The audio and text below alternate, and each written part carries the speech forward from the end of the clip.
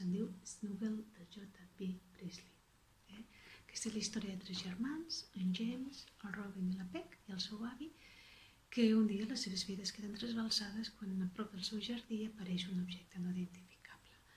I de cop i volta es troba amb un ésser petit arribat d'un altre planeta. Sí, un autèntic extraterrestre, amb una forma d'ou, amb uns ulls ben grans, amb unes cametes ben curtes i amb unes antenes al cap. Tothom al poble, molt esverat, volia capturar-lo, però ells miraran de protegir-lo i miraran d'ajudar-lo perquè torni amb els seus al seu planeta. Aquesta és una història tendra, divertida, amb una certa ironia i amb uns diàlegs que permeten o inviten a la reflexió.